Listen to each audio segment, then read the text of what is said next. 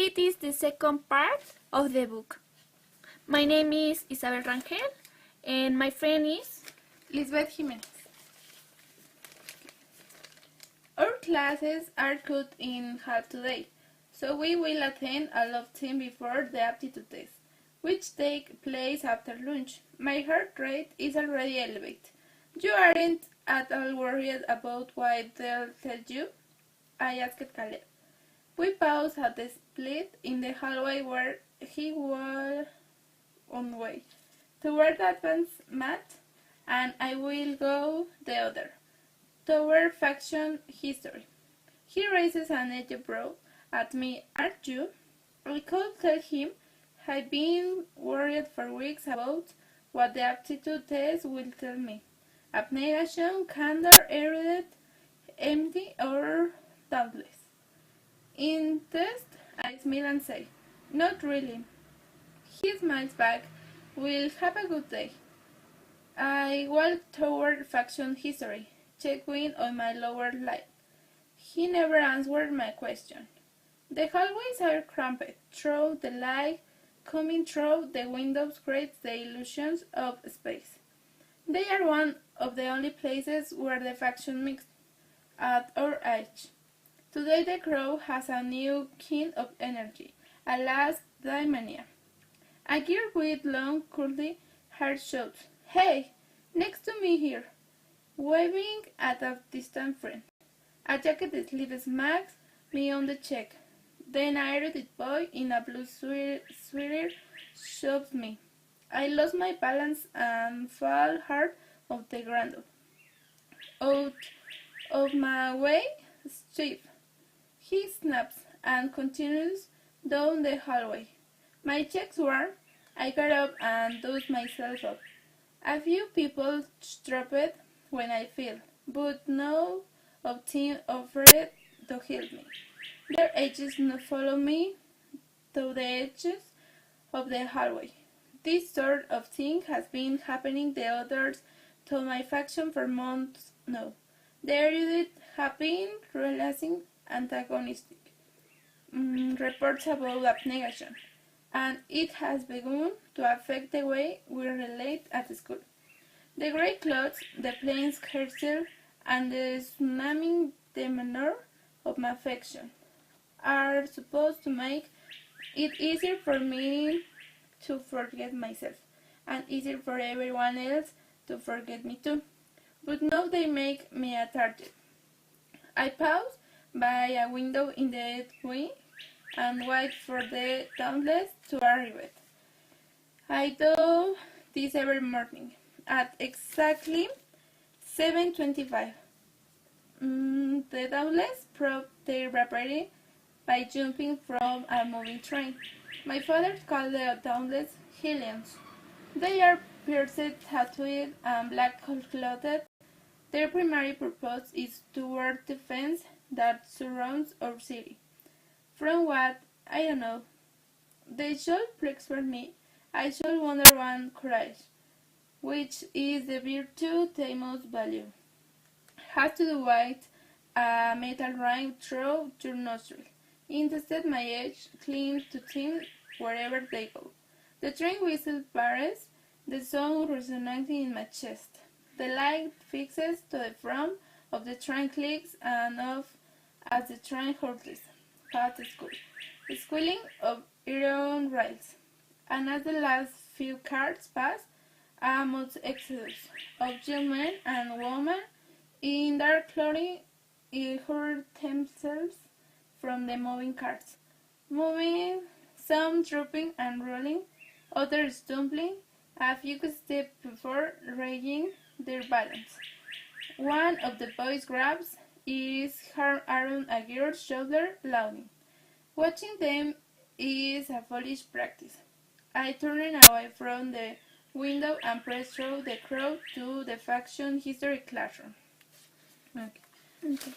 My explication. The day she moves attend her test to choose her faction. She is accompanied by her brother Caleb.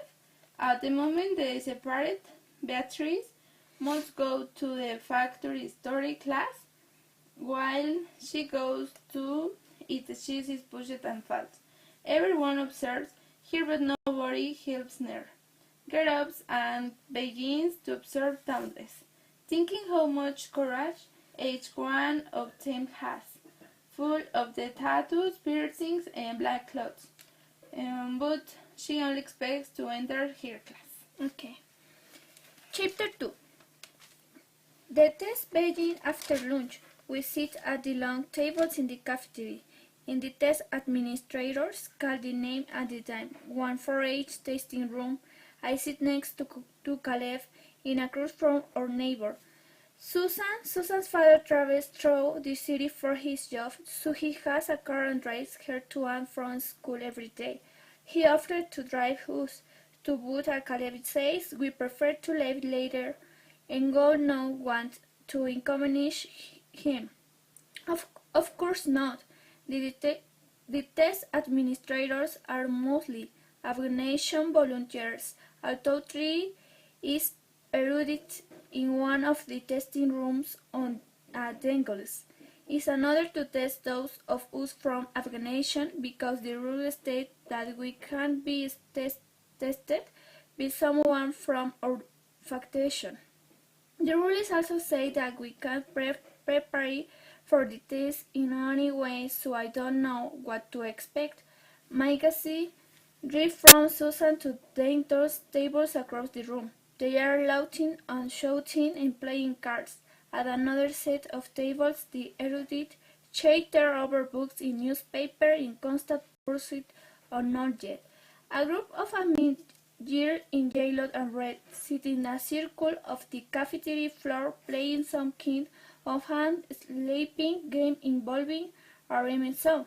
Every few minutes I hear a shadow of laughter from the massive one is eliminated and has to sit in the center of the circle. At the table next to them, Candor boys make with gestures with their hands. They appear to be arguing about something, but I must not be serious, because some of them are still smiling. At the Afghanation table we sit cuddled in white fashion custom dedicated heaven idol behavior and super's individual preferred. I doubt all the erudite want to study all the time, or that every candor enjoys I doubt all the erudite want to study all the time, or that every candor enjoys a lively debate, but they can't defy the norms of their faction any more than I can. Caleb's name is called in the next group. He moves confident toward the exit. I don't need to wish him luck or assure him that should not be nervous. He knows where he belongs and has far I know he always has. My earliest memory of him is from when we're 4 years old. He scolded me for doesn't lecture me often anymore, but I have his looking at his probable memories. I have tried to explain to him that my instincts are not the same as his. It didn't ever enter my mind to give my seat to the candor man on the bus. But he doesn't understand. Just not what you're suspect to. He always says it is the easy for him, it should be that easy for me. Okay, my explication. The days comes when the test to know which faction Beatrice belongs to. They call 10 out 10 and one for each test. The test administrators, in most cases, because they are approved for the text that is, Beatrice still doesn't know what the faction should go, although she knows that Caleb already knows which faction will choose. Okay, bye.